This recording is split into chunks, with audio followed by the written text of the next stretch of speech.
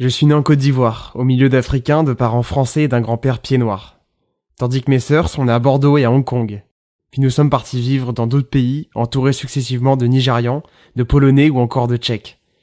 Actuellement, je vis aux côtés d'une copine dont le père est originaire d'Israël et dont la grand-mère vient du Maroc. Ensemble, nous formons une famille.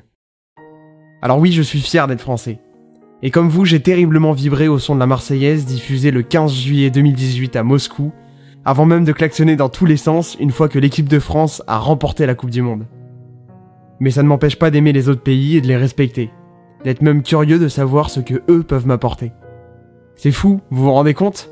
Ils n'ont ni la même éducation que nous, ni la même culture, ni la même façon de voir les choses, ni la même vision du monde, mais pourtant, on est tous humains. Et quelque part, on est tous de la même famille.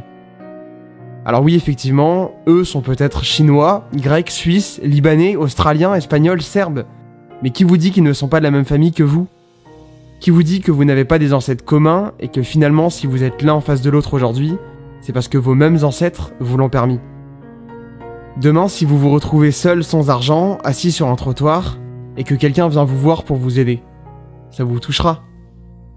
Vous serez sensible à ce geste, sensible à cette envie de la part de cette personne que vous ne connaissez pas, de vous aider.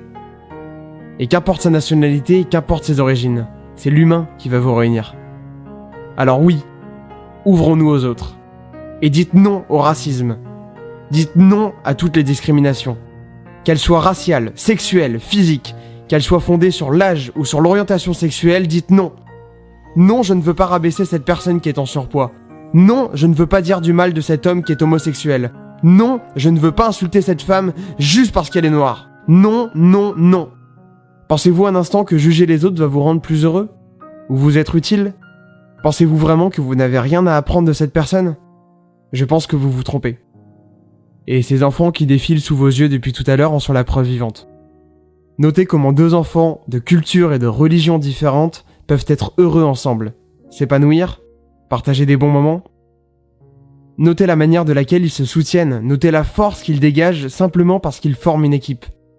Et peu importe d'où ils viennent, ils sont réunis autour d'un seul et même objectif, gagner ensemble. Je pense qu'on devrait s'inspirer d'eux. Comprendre finalement que les enfants à cet âge-là se fichent de savoir s'ils ont un Argentin ou un Congolais en face d'eux. Vous pensez vraiment que ça les intéresse ? Un enfant du Maghreb, il va pas reprocher à un enfant asiatique de pas manger un couscous le dimanche midi. Alors oui, il n'a peut-être pas conscience des différences d'origine, mais justement, c'est peut-être de ça dont on devrait s'inspirer.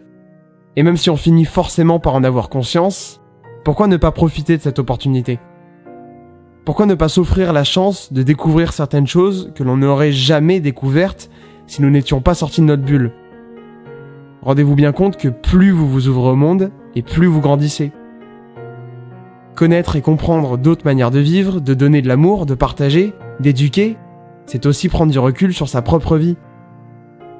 Alors ouvrez-vous au monde. Essayez de comprendre l'autre avant de le juger. Essayez de savoir pourquoi il fait ça avant de le critiquer. D'ailleurs, il est même possible que vous soyez encore plus heureux en vivant de sa manière et non de la vôtre. Peut-être même que cette personne pour qui vous avez eu de l'intérêt finira par être votre femme ou votre mari. Mais ça, pour le savoir, il faudra d'abord vous intéresser à elle. Nous sommes en 2020, et dans ce monde, il y a autant de vies que de personnes qui ont forcément quelque chose à vous apporter. Même un petit rien du tout. Ça peut vous permettre de grandir et d'être plus épanoui. Et qui dans ce monde refuserait la clé d'un bonheur encore plus grand ? Personne. Alors dites non au racisme. Et souriez à votre prochain.